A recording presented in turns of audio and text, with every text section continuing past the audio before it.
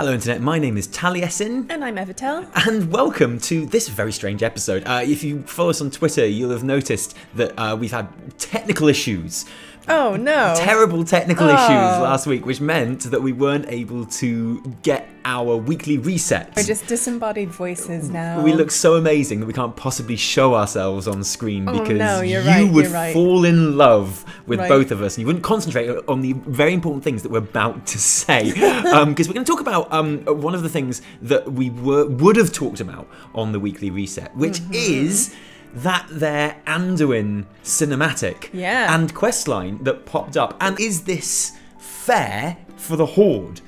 Because the Alliance have got this incredible questline and cinematic, and we'll get onto that in just a sec. But Evitel, you've done this questline. I have. Can you tell us about it? What is it? Well, you go out into the bit in the middle of the sea, right? And you find Anduin's compass. It's just like in the wreckage, you find it. And it is the compass that Varian Wynn is looking at in the big super trailer cinematic. Of course it is. And you know, he's all like, "My son, you have taught me cool shit." That's what that's about. Well, yeah, so you do that, you turn it into him. Anduin gets a bit emotional. But then he puts on a disguise and he starts kind of wandering around Stormwind. You wander around with him a bit and he comes across all these people who are just basically like doubting him and talking smack. Yeah, it's really kind of Henry V, isn't it? Yeah. Because, you know, he's got this disguise on, he's going around, he's overhearing people talking about him and how scared they are about the war and shit. Yeah, and some people are more or less supportive of him, some are pretty skeptical, and he's like, you know what, whatevs. Throughout all of this, you've got Granddaddy Greymane and Granddaddy Velen, who are kind of in the throne room with him, and they're being very concerned and you very make worried it, you about make him. it sound like they're like a gay granddad couple. Greymane is starting to doubt Anduin and saying, you know, he hasn't got the fight in him. If he's this upset just because his dad is dead, then how is he possibly going to kick demon ass in the Broken Shore? And Velen's a bit more supportive, but you know, they're both... Velen's probably read the comic. Oh yeah, Velen probably knows what's going on. You know what? Velen has probably just seen the future. Yeah, that's what I meant, yeah. You know. So that happens, and then basically, like a few hours later, Anduin shows up on the Broken Shore. And it is a few hours later, because the glorious thing after our initial video on this was people went and did the compass bit. And then there was like, nothing. What the fuck? Fuck you, Taliesin. Where is this cinematic? And you just had to wait around for a bit on the old Broken Shore. And you know, Anduin Anduin hasn't got a fucking Hearthstone. Exactly. Anduin doesn't have his hearth set to the Broken Shore. Exactly. Do you know he's got to like mount up, fly on like a tatty old hippogriff and fly, you know. So basically he makes it there. And once he's there, you accompany him on a couple of quests. Yeah, you're basically transporting him to the place where his father died. Yeah, he wants to see it. Yeah, and along the way, he's like, oh, I did not know this is so terrible. And you're like, yeah, man, it sucks. I've been like farming nether shards all day. Yeah, so you accompany him on those quests for a little while, and it basically leads him and you up to the point where King Varian Wynn has died. And by the way, Anduin does not have a flying mount. Anduin clearly has not done his Legion 4 rep. He is the fucking leader of the Alliance, and he's just on a shit little horse. Yeah, and you get there, and then this like cinematic pops, right? Greymane and Velen, and they're kind of talking through, you know, the whole story, and Anduin's getting emotional, and he picks up the sword. And he gets his legendary. Well, yeah, right. It is basically totally Anduin. Dings his legendary, man, and it was not fucking Sefu's. No, it was not Sefu's secret. That legendary, he totally owns it, and he gets a bit power Greyskull there at the very end. Yeah, and as well. Yeah, he has a vision of his dad, and it's all pretty emotional. I mean, it's super cheesy, but when you think about the lore characters involved, because it's not just Anduin, you've got Greymane as well. You've got Velen, who's actually doing something. I know, right? Again, which is brilliant. Good to see him. Yeah, you know, at work. Exactly. And you get one last sort of glimpse of King Varian Wynn as well, which is brilliant if you're Alliance.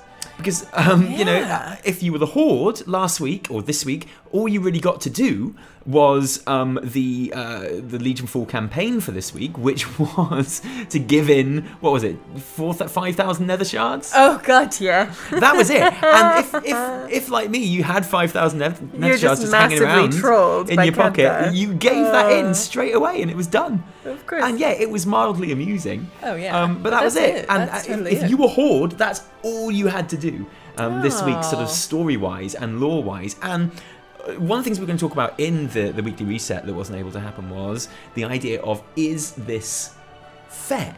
Is this okay? The Alliance have got this awesome bit of lore, and you know, it was about 20 minutes worth of play time. It wasn't loads, really. Yeah, but it was, like you say, it was really lore heavy. Yeah. And you felt, you know, you followed Anduin around. Or should I say Manduin? Because another thing that has to be said is the Horde can't access this cinematic. They can't get to it. I know everyone's probably seen it online by now, and if you haven't, you should, because it's really, really good. But they don't see this, and is that okay? Is that fair? Because there's been some discontent on the forums. There's been blue posts about it and everything. I'd say the only way that this is fair is if the Horde gets an equivalent. Like if they get an item and a quest line and a cool cinematic that's just for themselves. Really? So you think as it stands currently, it's not fair? No, I don't think it is. Well, because you know, you do the whole thing, you do the quest line, you do the cinematic, and then you get a big juicy batch of artifact power too. Okay, yeah, okay. This is another thing. So the blue post on the subject says that as far as kind of evening out cinematics goes, that the Horde had a separate cinematic away from everything, where Vol'jin dies and where Sylvanas gets made war chief. Oh, I guess that was separate. Who will help me avenge him? And everyone's going, for the Horde, which was awesome, by the way. The blue post that came up on the EU forums said that this was the equivalent of that. That's interesting, because in my mind, those, like the first cinematic and then that following cinematic for the Horde, those two just kind of blend together in my mind. They just feel like one, because obviously one is the continuation of the other, like pretty directly. Whereas this is something that happens with Anduin. It's like later in the story. It's, you know, we're a few months like into the gameplay and the storyline here. So this feels like a big thing. It feels very separate. Yeah. So I don't know if I quite buy that. But I mean, how far do we have to take this kind of tit for tat thing when it comes to cinematics? Because like, do we go, well, because not only do they have this Anduin one, but it's 2 minutes 40, okay, this Anduin cinematic. So does that mean that the Horde one has to be 2 minutes 40 or 2 minutes 41, or is that going to cause complaints with the Alliance? I don't know, but either way, we will have neither tits nor tats in the cinematics. I think of Sylvanas in it, so you might not have much say to be with her heaving bosom. Perhaps that could be the Horde cinematic, you know, Sylvanas going back to the Broken Isles, and instead of picking up Varian's sword, she goes to the point where Vol'jin's tooth, his tusk broke off and it's on the floor, and she picks it up and it glows orange, and she goes, "No, Vol'jin, no!" That could be it. But then you see, the thing is, because like people are treating this very personally on the on the forums, and you know, so Alliance players are sort of countering by going, well, you know, we did kind of have an entire expansion which was very Horde centric in WoD, where you had there's a whole cinematic where Thrall fights with Garrosh on top of the hill and kills him there and stuff. So is this Anduin one kind of the Alliance version of that? And then you've got people taking this argument brilliantly on the forums right the way back to Warcraft 3. Oh no. Where they're going, well, do you know what? Warcraft 3 was very Alliance centric. Very Alliance. And you know, I'm not sure that's entirely fair. So I mean, okay. Surely there has to be some point where we can just say, do you know what? This is just tying up loose ends. We can kind of put this down to it just being a cool story that needed tying up. Anduin is going to be more important now as the expansion goes on for both factions. Because don't forget that on the Broken Shore, we are kind of all working together. There are Horde and Alliance sort of NPCs all working together there in the little camp on the Broken Isles. So is like the main problem really that it was... Should the Horde have been allowed to do this questline? It wouldn't make sense if they could. Why? Well, I feel like there's something coming for them. Like, we're going to see more of Sylvanas. You think there is something more coming? I think there is something more coming. Not necessarily totally separate like this one, but there is going to be a point in the expansion where we catch up with the Horde a bit and see, you know, how Sylvanas doing is like War Chief, you know?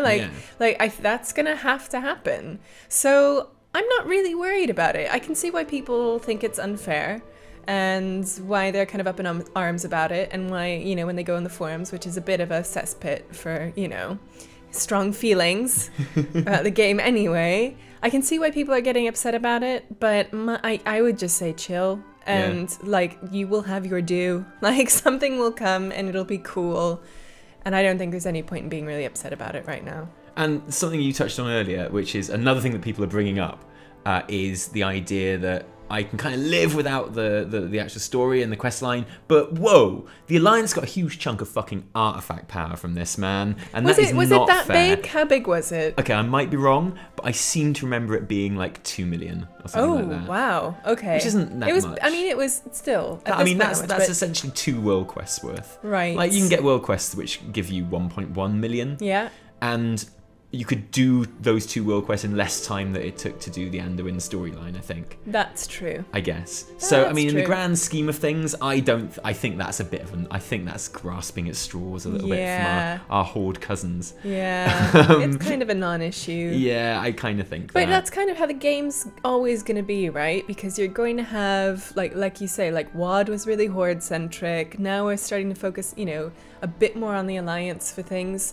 Like, it's just going to be a back and forth. So you say focusing there, but for me, because like I didn't miss that story with Thrall and Gary, because I saw it. Like at the end of Nagrand, after I completed the campaign there, I got that cinematic and I saw it. Like I didn't miss that shit with Sylvanas and Greymane, even though I was playing Alliance first time through, because I saw it. You know, so it might have featured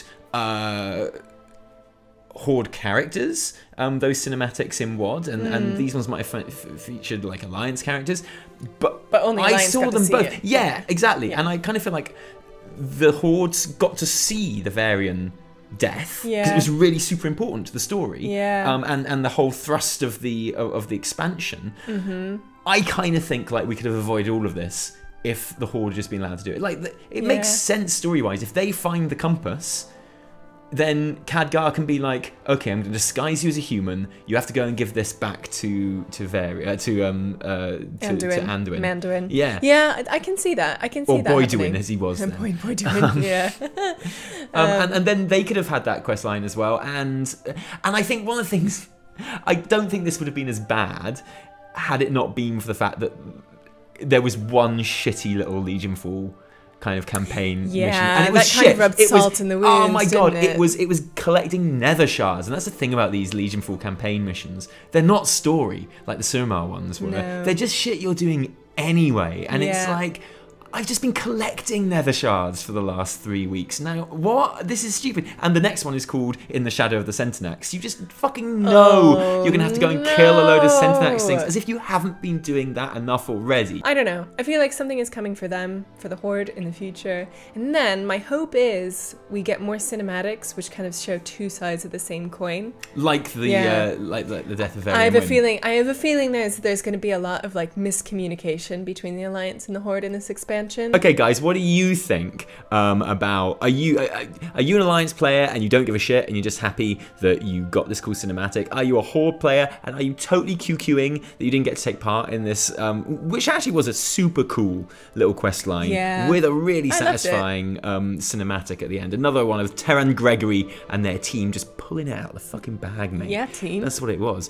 Or do you not care? Are you fine with what you've been doing on the Broken Shores so far? Do you think you need something else?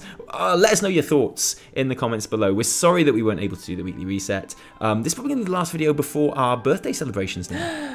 It is our birthday on the 25th of April, so we'll have a video coming out then, or maybe the day after. Maybe thereabouts. Yeah. How old are we, Taliesin? We are 1 year old. Aww. 1 grand old human year, or YouTube year. Got a book review of Chronicle 2, which is also a giveaway, because obviously we've had this book for ages, but Blizzard just sent us a copy of it, to do a review of.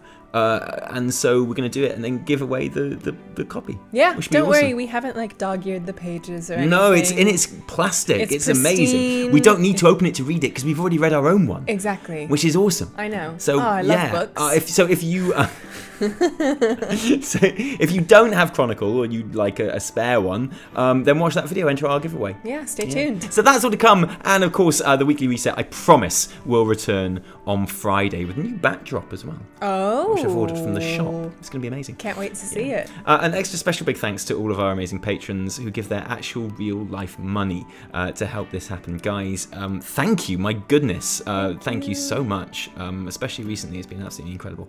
But from me, Taliesin. And me, Evitel. Cheerio. Bye.